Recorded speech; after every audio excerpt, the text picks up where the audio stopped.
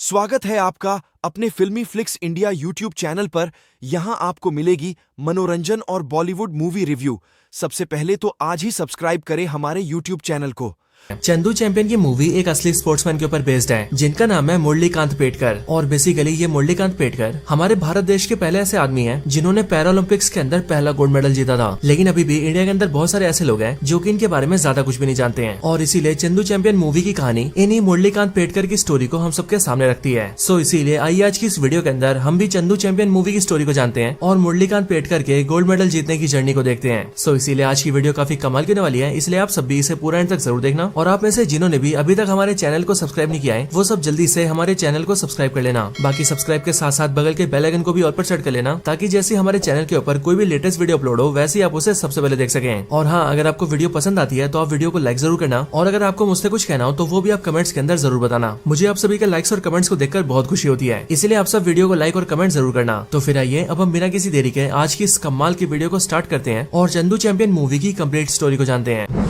तो इस मूवी की स्टार्टिंग होती है साल 2017 से, जहां पर महाराष्ट्र के संगली जिले के अंदर हम मुरलीकांत पेटकर को देखते हैं। इस टाइम पर मुरलीकांत पेटकर काफी बूढ़े होते हैं और वो सीधा पुलिस स्टेशन में जाते हैं, और वहां पर आकर वो सीधा स्टेशन के इंस्पेक्टर से बात करते हैं और वो उनसे कहते हैं कि उन्हें इंडिया के प्रेसिडेंट के ऊपर केस करना है। लेकिन मुरलीकांत की इस बात को सुनकर इंस्पेक्टर के साथ साथ बाकी थाने के सारे लोग भी शॉक हो जाते हैं, क्योंकि उन सबने पहला ऐसा इंसान देखा होता है जो कि सीधा भारत देश के प्रेसिडेंट के ऊपर केस करने आया था। हालांकि उनकी इसी बात को सुनकर पुलिस इंस्पेक्टर मुरलीकांत पेटकर से उनके केस करने का रीजन पूछता है। और वैसे यहाँ पर हम ये भी देखते हैं कि इस पुलिस स्टेशन के अंदर जो इंस्पेक्टर होता है वो होते हैं एक्टर श्रेयस तलपड़े। श्रेयस तलपड़े मुरलीकांत से पूछते हैं कि आखिर वो प्रेसिडेंट के ऊपर क्यों केस करना चाहते हैं, जो सुनकर मुरलीकांत उन्हें बताते हैं कि वो केस इसलिए करना चाहते हैं क्योंकि प्रेसिडेंट ऑफ इंडिया ने अभी तक उन्हें अर्जुन अवार्ड नहीं दिया है। अब यहाँ पर मैं आप सबको बता दूं कि हमारे इंडिया के अंदर अर्जुन अवार्ड उसको दिया जाता है जो कि गेम्स और स्पोर्ट्स के अंदर बहुत ही अच्छा परफॉर्म करता है, और इसे स्पोर्ट्स के अंदर सेकंड हाईएस्ट अवार्ड माना जाता है। और मुरलीकांत पेटकर जी का ऐसा कहना होता है कि वो भी अर्जुन अवार्ड के हकदार है, लेकिन प्रेसिडेंट ऑफ इंडिया ने यानी कि भारत देश ने उन्हें कभी भी इस अवार्ड को नहीं दिया है। पर यह सुनकर इंस्पेक्टर उनसे पूछता है कि आखिर वो इस उम्र में इस अवार्ड को क्यों लेना चाहते हैं, जिस पर वो उन्हें बताते हैं कि असल में उन्हें वो अवार्ड खुद के लिए नहीं चाहिए बल्कि वो अवार्ड उन्हें अपने गांव के लिए चाहिए। असल में उन्होंने ये देखा है कि जब भी किसी गांव के स्पोर्ट्समैन को इतना बड़ा अवार्ड मिलता है तो उस स्पोर्ट्समैन और उसके गांव की बात पूरे देश में होती है, और सिर्फ ये नहीं बल्कि उसके पूरे गांव के अंदर विकास भी होता है, यानी कि गांव की सड़कें बन जाती है, वहाँ इलेक्ट्रिसिटी आ जाती है और आम लोगों को रोजगार मिलने लगता है। और अब क्योंकि मुरलीकांत जी का गाँव काफी पिछड़ा हुआ है और वहाँ पर चलने के लिए ढंग की सड़कें तक नहीं है, इसीलिए वो भी ये चाहते हैं कि उन्हें अर्जुन अवार्ड मिले ताकि उससे उनके गाँव का विकास हो। हालांकि ये बात सुनकर इंस्पेक्टर उनसे पूछता है कि आखिर उन्होंने ऐसा क्या किया है जिसके लिए उन्हें अर्जुन अवार्ड दिया जाएगा। लेकिन इस बात को सुनकर ही मुरलीकांत उस इंस्पेक्टर को अपने बहुत सारे मेडल्स दिखाता है, और ये सारे मेडल्स और अवार्ड उन्हें अपनी लाइफ टाइम के अंदर मिले होते हैं। ये देखकर इंस्पेक्टर यानी कि श्रेयस तलपड़े मुरलीकांत की स्टोरी में इंटरेस्ट लेने लगता है, और वो मुरलीकांत से कहता है कि वो उनकी कहानी के बारे में जानना चाहता है। जिसके बाद ही मुरलीकांत इंस्पेक्टर और बाकी सबको अपनी स्टोरी सुनाना स्टार्ट करते हैं। अब मुरलीकांत पेटकर की स्टोरी सीधा फ्लैशबैक में आती है और कहानी की शुरुआत होती है सीधा साल 1952 से। साल 1952 के अंदर हम ये देखते हैं कि मुरलीकांत अपनी छोटी सी फैमिली के साथ महाराष्ट्र के गाँव में रहा करता था, और वहाँ पर ही वो और उसका बड़ा भाई दोनों पढ़ाई किया करते थे। इस टाइम पर मुरलीकांत काफी छोटा होता है और उसकी उम्र सिर्फ 7-8 साल होती है। लेकिन इस टाइम पर ही वो और उसका बड़ा भाई जिसका नाम जगन्नाथ होता है, वो दोनों अपने गाँव के एक ऐसे लड़के को देख लेते हैं जिस लड़के ने अभी हाल ही में किसी बड़े स्पोर्ट्स के अंदर एक गोल्ड मेडल जीता होता है। लेकिन मुरलीकांत ये देखता है कि जब वो स्पोर्ट्स में गोल्ड मेडल जीत कर आया है तब पूरा गांव उससे बहुत प्यार कर रहा है, और अब सब लोग उसकी रिस्पेक्ट करते हैं और गांव का हर एक आदमी उससे मिलना और उससे हाथ मिलाना चाहता है। मुरलीकांत जब ये सब देखता है तब वो ये समझ जाता है कि अगर वो भी गोल्ड मेडल जीतेगा तो फिर उसके गाँव के सब लोग भी उससे प्यार करेंगे और उसे बहुत इज्जत देंगे। और फिर इसके लिए मुरलीकांत इन चीजों का पता लगाता है कि पूरी दुनिया का सबसे बड़ा स्पोर्ट्स टूर्नामेंट कौन सा होता है, जिसके बाद उसे पता लगता है कि पूरी दुनिया का सबसे बड़ा स्पोर्ट्स टूर्नामेंट ओलंपिक्स होते हैं, और ओलंपिक्स के अंदर गोल्ड मेडल जीतना सबसे बड़ी बात होती है। और फिर इसीलिए इस बात को जानते ही मुरलीकांत अपनी लाइफ के अंदर ये एम बनाता है कि वो बड़ा होकर एक चैंपियन बनेगा और ओलंपिक्स के अंदर एक गोल्ड मेडल जीतेगा। हालांकि मुरलीकांत इतना छोटा होता है कि उसे ये तक नहीं पता होता है कि उसे गोल्ड मेडल किस फील्ड में जीतना है, लेकिन तभी वो मन में ये जरूर ठान लेता है कि उसे गोल्ड तो जीत कर ही रहना है। हालांकि इसके बाद ही मुरलीकांत एक दिन अपने स्कूल जाता है, जहाँ पर उसकी क्लास के अंदर उसके टीचर सारे बच्चों से पूछते हैं कि कौन सा बच्चा बड़ा होकर क्या बनना चाहता है। इस टाइम पर ही मुरलीकांत की क्लास के सारे बच्चे अलग अलग फील्ड्स बताते हैं, जैसे कि कोई बोलता है कि वो डॉक्टर बनना चाहता है, कोई बोलता है कि वो इंजीनियर बनना चाहता है, कोई बोलता है कि वो टीचर बनना चाहता है, और कोई बोलता है कि वो सोल्जर बनना चाहता है। लेकिन जब यहाँ पर मुरलीकांत से पूछा जाता है कि वो क्या बनना चाहता है, तब वो अपने टीचर को ही बताता है कि वो बड़ा होकर एक चैंपियन बनना चाहता है और वो ओलंपिक्स में गोल्ड मेडल को जीतना चाहता है। लेकिन यहाँ पर हम ये देखते हैं कि जैसे मुरलीकांत इस बात को बोलता है वैसे उसकी क्लास के सारे बच्चे उस पर हंसने लगते हैं, और वो सब उसे चंदू चंदू नाम से चिढ़ाने लगते हैं, और वो सब उससे कहते हैं कि वो चंदू चैंपियन है जो कि कुछ भी नहीं जीत सकता है। लेकिन इन सब की बात को सुनकर मुरली को बहुत गुस्सा आता है, और इसीलिए इसीलिए उसकी क्लास में से जो बच्चा उसका सबसे ज्यादा मजाक उड़ा रहा था, मुरली उसे चुप रहने के लिए कहता है। लेकिन फिर जैसे स्कूल खत्म होता है वैसे ही वो बच्चा मुरलीकांत से लड़ने लगता है और वो मुरलीकांत से बोलता है कि वो चंदू चैंपियन है और किसी गोल्ड मेडल को जीतना उसके बस की बात नहीं है। हालांकि मुरलीकांत की लड़ाई को देखकर वहाँ पर उसका बड़ा भाई आता है और वो उसकी लड़ाई को छुड़वाकर उसे अपने साथ ले जाता है। रास्ते में वो मुरलीकांत से पूछता है कि आखिर उसने झगड़ा क्यों किया, जिस पर मुरलीकांत अपने बड़े भाई को बताता है कि जब वो क्लास में अपने सपने के बारे में बता रहा था तब वो लड़का उस पर हंस रहा था और इसीलिए स्कूल के बाहर उससे उसका झगड़ा हो गया। और सिर्फ यही नहीं बल्कि मुरलीकांत अपने भाई को ये भी बताता है कि उसकी क्लास के सारे बच्चे उस पर हंसते हैं और वो सब उसे चंदू चैंपियन बोलकर मजाक उड़ाते हैं। पर यह सुनकर उसका भाई उससे बोलता है कि मुरलीकांत ने अभी तक ऐसा कुछ भी नहीं किया है जिस वजह से लोग उसे सीरियस लेंगे और इसीलिए अगर वो कुछ करने की बजाय सबको सिर्फ बोलता रहेगा कि वो चैंपियन बनेगा तो तब तो जाहिर है कि लोग उस पर हंसेंगे ही। अब ये सुनकर ही मुरलीकांत ये समझ जाता है कि अब उसे चैंपियन बनने के बारे में सिर्फ बोलना नहीं होगा बल्कि कुछ करना भी होगा। और फिर इसके लिए मुरलीकांत और उसका बड़ा भाई दोनों गाँव के एक पहलवान के पास जाते हैं। ये असल में पहलवानों के उस्ताद होते हैं जो कि गाँव के सारे पहलवानों को ट्रेनिंग देते हैं। और यहाँ पर मुरलीकांत इनसे रिक्वेस्ट करता है कि वो भी उसे पहलवानी की ट्रेनिंग दे ताकि वो स्ट्रॉन्ग बन सके और बड़ा होकर कुश्ती में गोल्ड मेडल जीत सके। इसके बाद ही वो उस्ताद मुरलीकांत को रख लेते हैं और सारे पहलवानों के साथ उसे भी ट्रेनिंग देने लगते हैं। अब ऐसा करके कई साल बीत जाते हैं और अब मुरलीकांत काफी बड़ा हो जाता है। हालांकि काफी साल बीतने के बाद भी हमें यहाँ पर ये पता लगता है कि मुरलीकांत के जो उस्ताद हैं उन्होंने उसे ज्यादा दांव पेच नहीं सिखाए हैं और उन्होंने मोस्टली उससे सिर्फ छोटे मोटे काम करवाए हैं। लेकिन वहीं पर मुरलीकांत ने दूसरे पहलवानों को देख देख कर ही कई सारे दांव पेच सीख लिए हैं। अब इसके बाद भी कई दिन बीत जाते हैं और फिर एक दिन पहलवानों के उस्ताद सारे पहलवानों से बोलते हैं कि असल में उसके एक जीजा हैं जो कि वैसे तो पड़ोस वाले गांव में रहते हैं लेकिन वो हमारे गांव के अंदर आते रहते हैं और उनका ही एक बेटा भी है यानी कि उनका भांजा और अब उनका वही बेटा पहलवानी करना चाहता है। इसके लिए मेरे जीजा ने मुझसे ये बोला है कि वो हमारे गांव के अंदर एक कुश्ती का प्रोग्राम करवाएंगे जिसमें हमारे गांव के पहलवानों को उनके बेटे से लड़ना होगा। हालांकि इन सबके बाद ही पहलवानों के उस्ताद सारे पहलवानों से कहता है कि एक्चुअल में बात यह है कि उसका जीजा बहुत ही गर्म दिमाग का है, इसीलिए वो हमारे गाँव के अंदर पहलवानों की कुश्ती करवा तो रहा है लेकिन अगर उस कुश्ती के अंदर उसका बेटा हार गया तो हो ना हो वो बहुत ज्यादा गुस्सा होगा और इसीलिए हो सकता है कि वो मुझसे झगड़ा भी करे और इसी वजह से मैं तुम में से किसी एक को चुनूंगा जो कि उस दिन मेरे भांजे से कुश्ती लड़ेगा लेकिन उस कुश्ती में उसे हारना होगा ताकि मेरा भांजा जीत सके और जीजा खुश हो सके। पर उस्ताद की इस बात को सुनकर सारे पहलवान मना कर देते हैं और वो सभी उस्ताद से कहते हैं कि असल में उन सब की भी गांव में काफी इज्जत है, इसीलिए अगर वो लोग गांव में हार गए वो भी एक ऐसे आदमी से जिसे पहलवानी भी नहीं आती तो उनके गाँव में उनकी बहुत बेइज्जती होगी। हालांकि ये सब सोचकर ही वो सभी प्लान करते हैं कि वो लोग उस्ताद के भांजे से लड़ने के लिए मुरलीकांत को चुनेंगे क्योंकि उस्ताद ऐसा मानता था कि मुरलीकांत को कोई भी दांव पेच नहीं आते, इसीलिए वो सिंपली मेरे जीजा के बेटे के सामने जाएगा, वहाँ जाकर लड़ने की कोशिश करेगा और मेरा भांजा उसे बड़े आराम से हरा देगा। अब इन सारी प्लानिंग के साथ ही मुरलीकांत को फाइट के लिए तैयार किया जाता है और जिस दिन कुश्ती होती है उस दिन उससे कुश्ती करवाई जाती है। लेकिन यहाँ पर हम ये देखते हैं कि मुरलीकांत उस्ताद के भांजे को पटक देता है और उसे कुश्ती में हरा देता है। लेकिन जैसे ऐसा होता है वैसे गाँव के लोग तो मुरली के लिए काफी खुश होते हैं, लेकिन अब क्योंकि पहलवानों के उस्ताद का जो जीजा होता है वो काफी गर्म दिमाग और गुस्सैल होता है और उसके भी ऊपर वो दूसरे गाँव का होता है, इसीलिए वो अपने साले और पूरे गाँव पर आरोप लगाता है कि उन सब ने जानबूझकर उसके बेटे को हराने के लिए किसी पावरफुल बंदे को भेजा है, एक ऐसे पहलवान को जिसे पहलवानी के सारे दांव पेच आते हैं। और अब क्योंकि इस फाइट में उसका बेटा हार गया है इसीलिए इस वजह से उसके गाँव की बेइज्जती हुई है और इसी बात के चलते वो गुस्से में आ जाता है और वो अपने साथ जिन आदमियों को लेकर आया होता है वो उन सभी को मुरलीकांत पर छोड़ देता है और उन सबसे कहता है कि वो मुरलीकांत को पीट पीट कर मार दें। लेकिन ये देखकर मुरलीकांत वहाँ से भाग जाता है और वो भागते भागते गाँव के पास के एक रेलवे ट्रैक के पास आ जाता है। किस्मत से उसी टाइम पर वहाँ से एक ट्रेन जारी होती है और उस चलती ट्रेन के अंदर एक सरदार होता है और वो ट्रेन के विंडो से ये देख लेता है कि कोई आदमी ट्रेन के बगल में भाग रहा है और उसके पीछे कई सारे गुंडे उसे मारने के लिए पड़े हैं। इसीलिए ये देखकर वो गेट के पास जाता है और वो सिंपली मुरली को हाथ देकर उसे ट्रेन के अंदर ले लेता है। ट्रेन के अंदर आने के बाद ही वो उससे पूछता है कि आखिर वो लोग कौन थे और वो उसको मारने क्यों आ रहे थे, जो सुनकर मुरली उस सरदार को अपनी कहानी सुनाता है और इसीलिए इन सब के बाद ही मुरली और वो सरदार दोनों दोस्त बन जाते हैं। इसके बाद ही मुरली का दोस्त मुरली को बताता है कि कल के दिन फौज की भर्ती है और वो भी इस टाइम पर फौज की भर्ती देने जा रहा है और इसीलिए वो मुरली से कहता है कि उसे भी उसके साथ फौज की भर्ती देनी चाहिए क्योंकि फौज के अंदर कई सारे स्पोर्ट्स होते हैं और मिल्खा सिंह और मेजर ध्यानचंद जैसे कई सारे बंदे मिलिट्री के द्वारा स्पोर्ट्स में आगे बढ़े हैं। इसलिए वो मुरलीकांत से कहता है कि अगर उसे भी आगे बढ़ना है तो उसे भी फौज को ज्वाइन करना चाहिए। अब इसके लिए मुरली अपने सरदार दोस्त के साथ जाता है और वो भी सीधा फौज की भर्ती देता है और फिजिकल एक्टिविटीज में अच्छा होने की वजह से मुरली भी बड़ी आसानी से फौज में शामिल हो जाता है। इसके बाद उन सबकी ट्रेनिंग के लिए उन सबको अकेडमी भेजा जाता है जहाँ पर वो लोग काफी अच्छे से ट्रेनिंग करते हैं। लेकिन एक रात को मुरली सभी अपने दोस्तों को अपनी कहानी सुनाता है और वो उन सबको कहता है कि उसे ओलंपिक के अंदर गोल्ड लेकर आना है। बट यहीं पर हम ये देखते हैं कि मुरली की इस बात को सुनकर एक आदमी उस पर हंसने लगता है और वो मुरली से कहता है कि ऐसे बहुत सारे लोग आए हैं जो कि कहते हैं कि वो गोल्ड लेकर आएंगे, लेकिन ओलंपिक्स में गोल्ड जीतना कोई आसान बात नहीं है। इसीलिए उसे लगता है कि मुरली भी गोल्ड नहीं जीत पाएगा। लेकिन मुरली को उसकी बात सुनकर गुस्सा आता है और वो उसे उस पर हंसने से मना करता है। लेकिन इसी बात पर उन दोनों में बहस होती है और वो दोनों झगड़ने लगते हैं। पर तभी ये देखकर उनका सीनियर ऑफिसर वहाँ पर आता है और वो मुरली को पनिशमेंट देता है। इसके बाद वो सीनियर ऑफिसर मुरली से कहता है कि उसके जैसे लोगों की फौज के अंदर कोई जगह नहीं है, इसीलिए वो उसे फौज से निकाल देगा। लेकिन मुरली अपने सीनियर से कहता है कि असल में उसके साथी ने उसके सपने का मजाक उड़ाया था और उसका ये सपना है कि वो ओलंपिक्स के अंदर गोल्ड मेडल जीतेगा। लेकिन उस दूसरे आदमी ने उससे ये बोला कि वो ऐसा नहीं कर सकता है। पर ये सुनकर ही मुरली का सीनियर उससे पूछता है कि आखिर वो किस में गोल्ड लाना चाहता है, क्योंकि ओलंपिक्स के अंदर तो बहुत सारे स्पोर्ट्स होते हैं। जो सुनकर मुरली अपने सीनियर को बताता है कि वो ओलंपिक्स में कुश्ती के अंदर गोल्ड लेकर आएगा। पर ये सुनकर सीनियर उसे बताता है कि ओलंपिक्स के अंदर कुश्ती नहीं होती है, लेकिन हाँ ओलंपिक्स के अंदर बॉक्सिंग जरूर होती है और इसीलिए वो यहाँ पर बॉक्सिंग की ट्रेनिंग ले सकता है। अब इसके बाद ही वो सीनियर ऑफिसर उन सभी ट्रेनिंग्स को बॉक्सिंग के अंदर सिलेक्शन लेने देने का मौका देता है, जिसके बाद ही कई सारे ट्रेनी बॉक्सिंग के अंदर सिलेक्ट हो जाते हैं, जिनमें से 2 आदमी मुरलीकांत और उसका सरदार दोस्त भी होते हैं। और फिर यहीं पर हम ये जानते हैं कि असल में इन सबको जो बॉक्सिंग की ट्रेनिंग देंगे उनका नाम है टाइगर सर, क्योंकि प्यार से उन्हें सब टाइगर कहते हैं। और ये असल में एक्टर विजय राज होते हैं, जिन्होंने इस मूवी के अंदर एक बॉक्सिंग कोच की बहुत अच्छी एक्टिंग की है। इसके बाद ही टाइगर सर सबकी ट्रेनिंग करवाते हैं और उनमें से 6 बंदों को फाइनल करते हैं। और अब मिलिट्री के इन 6 बंदों को टोक्यो भेजा जाना है, क्योंकि जापान देश के टोक्यो शहर के अंदर एक बहुत बड़ा मिलिट्री बॉक्सिंग टूर्नामेंट होने वाला है। और लकीली टोक्यो जाने के लिए भी मुरलीकांत और उसके सरदार दोस्त का सिलेक्शन हो जाता है। यहाँ पर इन्हें बताया जाता है कि अगर वो लोग टोक्यो के टूर्नामेंट के अंदर अच्छा परफॉर्म करेंगे और टूर्नामेंट में काफी आगे जाएंगे तो उन्हें ओलंपिक जाने का भी मौका मिल सकता है। और फिर इसके लिए टोक्यो आकर मुरलीकांत और उसका दोस्त दोनों बहुत ही अच्छा परफॉर्म करते हैं। हालांकि मुरली का सरदार दोस्त ज्यादा आगे नहीं जा पाता, लेकिन तब भी मुरली काफी आगे जाता है और वो धीरे धीरे करके सेमीफाइनल्स तक पहुंच जाता है। लेकिन हाँ, टोक्यो आने के बाद ही मुरली की मुलाकात एक इंडियन गर्ल से होती है, जिसका नाम होता है नैनतारा। और वो बेसिकली एक जर्नलिस्ट होती है जो कि उस टूर्नामेंट में जर्नलिज्म करने आई होती है। लेकिन हाँ, जब मुरली इनसे मिलता है तब मुरली मनी मन नैनतारा को पसंद करने लगता है। और फिर इसी वजह से जब मुरली का सेमीफाइनल होता है तब उस मैच में मुरली का मुकाबला सीधे युगांडा देश के बॉक्सर से होता है। और अब क्योंकि मुरली का फोकस अपने काम से हट जाता है और वो मैच के बीच बीच में नैनतारा को देखने लगता है, इसी वजह से मुरली इस मैच में हार जाता है। और फिर इसके साथ ही इंडिया के बॉक्सर्स बाहर हो जाते हैं। पर इस चीज को टाइगर सर भी नोटिस करता है और वो ये देखता है कि मुरली नैनतारा पर ध्यान दे रहा है, जिसका मतलब उसका अपने करियर पर फोकस नहीं है। इसके बाद वो सब इंडिया वापस आ जाते हैं। लेकिन यहाँ पर हम ये देखते हैं कि टाइगर सर ने अब मुरली से बातचीत करना बंद कर दिया है। लेकिन फिर कुछ टाइम बाद ही उन सबकी पोस्टिंग जम्मू कश्मीर हो जाती है और उस पोस्टिंग में टाइगर सर, मुरली और सरदार दोस्त 3 हो जाते हैं। अब वहाँ पर काम करते करते 2 साल बीत जाते हैं। लेकिन 2 साल बाद ही मुरली को एक चिट्ठी मिलती है, जिस चिट्ठी के अंदर उसे पता लगता है कि असल में टोक्यो के बॉक्सिंग टूर्नामेंट के अंदर मुरली एशिया का सबसे बेहतरीन बॉक्सर बनकर सामने आया था और पूरे एशिया से वो इकलौता ऐसा बॉक्सर था जो कि पूरे सेमीफाइनल्स तक जा पाया था। और इसी वजह से मुरली को ओलंपिक्स खेलने के लिए बुलाया जाता है। अब मुरली और उसका सरदार दोस्त जैसे इस खबर को सुनते हैं वैसे वो लोग सीधा टाइगर सर से बात करते हैं और मुरली टाइगर सर से कहता है कि वो उसे ट्रेनिंग दे ताकि वो ओलंपिक्स के अंदर गोल्ड जीत सके। लेकिन यहाँ पर टाइगर सर मुरली को ट्रेन करने से मना कर देते हैं और टाइगर सर मुरली को समझाते हुए उससे कहते हैं कि आज से काफी साल पहले वो खुद भी बॉक्सर बनना चाहते थे, लेकिन बहुत कोशिशों के बाद भी वो आगे नहीं जा पाए। लेकिन जब उन्होंने मुरली को देखा तब उन्हें मुरली के अंदर अपने आप की छवि दिखी और इसीलिए उन्होंने ये सोचा कि बेशक से वो गोल्ड ना जीत पाए हो, लेकिन अब वो मुरली को ट्रेन करेंगे ताकि मुरली देश के लिए गोल्ड जीते और देश का नाम आगे ले जाए। लेकिन टोक्यो के टूर्नामेंट के अंदर उन्होंने नोटिस किया कि मुरली बिल्कुल भी उनके जैसा नहीं है, क्योंकि उसका उसके गोल पर बिल्कुल भी फोकस नहीं है और इसीलिए वो मुरली को ट्रेन नहीं करेंगे। हालांकि ये लोग यहाँ पर बातें कर ही होते हैं कि तभी हम ये देखते हैं कि पाकिस्तानी एयरफोर्स इनके बेस पर अटैक कर देती है, क्योंकि असल में ये साल 1965 का होता है और इस साल में इंडिया और पाकिस्तान के बीच वॉर हुई थी। एंड इसीलिए जैसे यहाँ पर पाकिस्तानी हमला करते हैं वैसे हम ये देखते हैं कि वो लोग यहाँ के बहुत सारे फौजियों को मार देते हैं और कई सारे फौजी बुरी तरह से घायल होते हैं। इसी हमले के अंदर हम ये देखते हैं कि मुरली का सरदार दोस्त भी मारा जाता है। और रही बात मुरली और टाइगर सर की, तो उन्हें भी कई सारी गोलियां लगती है और वो भी घायल हो जाते हैं। अब इसके बाद 2 साल बीत जाते हैं और 2 साल बाद साल 1967 का टाइम आता है। 2 साल बाद मुरली जब अपनी आंखें खोलता है तब वो ये देखता है कि वो एक आर्मी हॉस्पिटल के अंदर है, जहाँ पर उसे बताया जाता है कि असल में 2 साल से वो यहीं पर है और इन 2 सालों से वो बेहोशी की हालत में था। इसके साथ ही वो मुरली को ये भी बताते हैं कि मुरली को 1965 की वॉर के अंदर 9 गोलियां लगी थी और वैसे उन 9 गोलियों में से डॉक्टर्स ने 8 गोलियां तो निकाल दी है, लेकिन एक गोली उसके स्पाइनल कॉर्ड में लगी है, यानी कि रीढ़ की हड्डी में। इसीलिए डॉक्टर्स उस गोली को नहीं निकाल पाए हैं एंड उसी गोली की वजह से मुरली अपने पैरों पर चल नहीं पाएगा। लेकिन वो डॉक्टर्स मुरली को बताते हैं कि वो लोग अब उसे सीधा मुंबई में शिफ्ट कर रहे हैं और उन्हें यकीन है कि मुंबई के अंदर मुरली का इलाज हो जाएगा। इसके बाद ही मुरली को सीधा मुंबई भेजा जाता है और मुंबई का ये हॉस्पिटल इस टाइम का इंडिया का सबसे बड़ा हॉस्पिटल होता है। यहाँ पर आकर मुरली का इलाज होता है, लेकिन मुरली का ये वाला इलाज फेल हो जाता है और डॉक्टर्स मुरली को ये बताते हैं कि असल में मुरली की रीढ़ की हड्डी में जो गोली लगी है वो उसकी बॉडी के काफी अंदर के हिस्से में पहुंच चुकी है और इसलिए अगर ऑपरेशन के अंदर उसे निकालने की कोशिश की गई तो इससे ये भी हो सकता है कि मुरली की पूरी बॉडी पैरालाइज हो जाए और अगर ऐसा होता है तो मुरली का पूरा शरीर खराब हो जाएगा। इसीलिए डॉक्टर्स मुरली से कहते हैं कि अब उसे ऐसे ही जीना पड़ेगा। अब इसी टाइम पर आर्मी वाले मुरली के घर वालों से कांटेक्ट करते हैं और वो उन सबको मुरली से मिलने के लिए बुलाते हैं। इसीलिए मुरली के पेरेंट्स भी हॉस्पिटल के अंदर मुरली से मिलने आते हैं। लेकिन जब वो लोग मुरली की ऐसी हालत देखते हैं तब वो लोग मुरली को अपने साथ ले जाने से मना कर देते हैं और वो लोग सिंपली मुरली से कहते हैं कि असल में अब मुरली एक बोझ बन चुका है और इसलिए अगर वो लोग उसे घर लेकर गए तो किसी न किसी आदमी को हमेशा उसकी सेवा करनी पड़ेगी और इसीलिए मुरली के लिए यही अच्छा होगा कि वो यही हॉस्पिटल में रहे और यहीं पर रहकर अपना इलाज करवाता रहे, क्योंकि यहाँ पर उसकी देखभाल करने के लिए भी कई सारे लोग हैं। और फिर ये सब बोलने के बाद ही मुरली की फैमिली मुरली को छोड़कर वहाँ से चली जाती है। अब अपने परिवार की इन सारी बातों को सुनकर मुरली अंदर से टूट जाता है और वो जीने की उम्मीद खो देता है और फिर इसीलिए इन सब के दौरान ही मुरली एक ही बार में 30 नींद की गोलियां खाता है और नींद की गोलियां खाकर खुद को मारने की कोशिश करता है। लेकिन जैसे मुरली 30 नींद की गोलियां खाता है वैसे उन्हें खाते ही मुरली को उल्टी हो जाती है, जिस वजह से गोलियां पेट से बाहर निकल जाती है और मुरली की जान बच जाती है। लेकिन इसके बाद ही मुरली ये सोचता है कि वो चाह कर भी अपने आप को मार नहीं पा रहा है और इसीलिए उसे ऐसा लगता है कि भगवान उसे मारना नहीं चाहते हैं बल्कि वो उसे जिंदा रखना चाहते हैं, क्योंकि सबसे पहले वो अपने गाँव के गुंडों से बच गया, उसके बाद फौज के अंदर गोली खाकर बच गया और अभी तो यहाँ पर वो नींद की गोलियां खाकर भी बच गया। इसीलिए हो ना हो भगवान यही चाहते हैं कि मुरली जिंदा रहे और फिर इसके लिए मुरली जिंदा रहने की कोशिश करता है और वो ये फैसला करता है कि वो स्विमिंग सीखेगा। इसके बाद ही मुरली स्विमिंग करने का ट्राई करता है, लेकिन अब क्योंकि मुरली सिर्फ अपने हाथों से स्विम कर सकता था इसीलिए उसे स्विमिंग करने में काफी दिक्कत होती है, लेकिन फिर भी वो अपने आप को ट्रेन करता है। अब इसके बाद कई दिन बीत जाते हैं, लेकिन फिर एक दिन अचानक से मुरली से मिलने के लिए टाइगर सर आते हैं और मुरली को भी टाइगर सर से मिलकर बहुत खुशी होती है, क्योंकि 1965 की जंग में गोली लगने के बाद से ही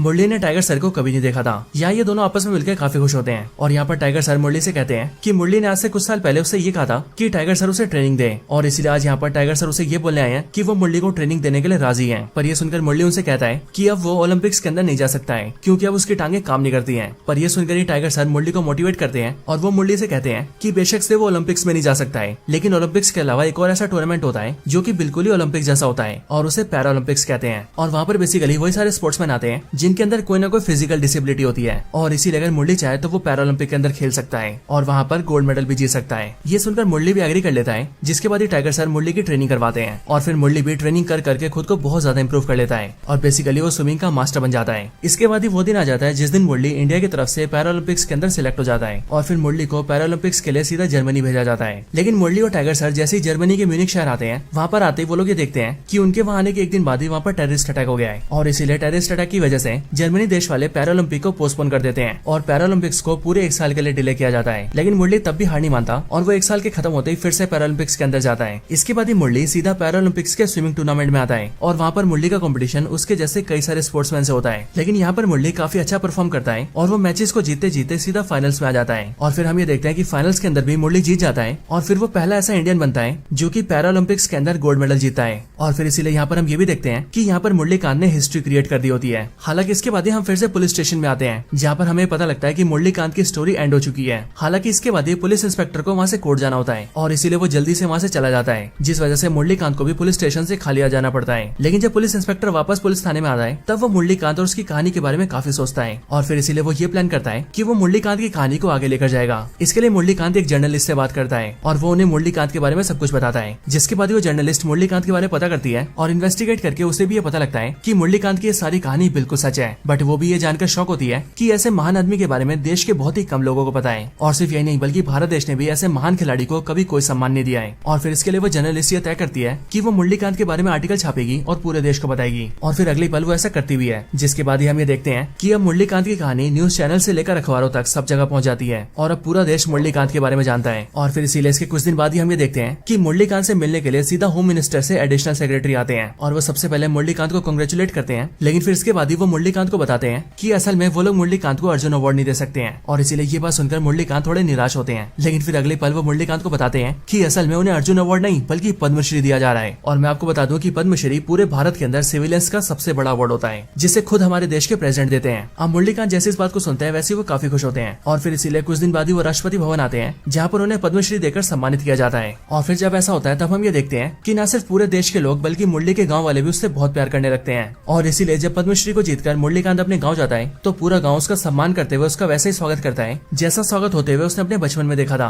और उसने इसी चीज का सपना भी देखा था। और फिर इसीलिए ये लम्हा मुरली कांत की जिंदगी का सबसे बेहतरीन लम्हा बन जाता है और फिर इसके साथ ही ये पूरी मूवी खत्म हो जाती है। सो दोस्तों यही थी वीडियो चंदू चैंपियन मूवी के ऊपर। आप सभी को आज की वीडियो कैसी लगी और इस मूवी की स्टोरी कैसी लगी ये आप मुझे कमेंट्स के अंदर जरूर बताना। और अगर आप सभी का कोई और रिकमेंडेशन हो तो आप वो भी मुझे कमेंट्स के अंदर बता सकते हैं। वीडियो पसंद आई हो तो इसे लाइक जरूर करें, चैनल को सब्सक्राइब नहीं करा तो अभी कभी सब्सक्राइब करें और वीडियो को शेयर करना चाहते हैं तो इसे ज्यादा से ज्यादा शेयर करें। बाकी आज के लिए इस वीडियो में इतना ही। मैं मिलता हूँ आपसे ऐसी किसी और बेहतरीन वीडियो में, तब तक के लिए गुड बाय।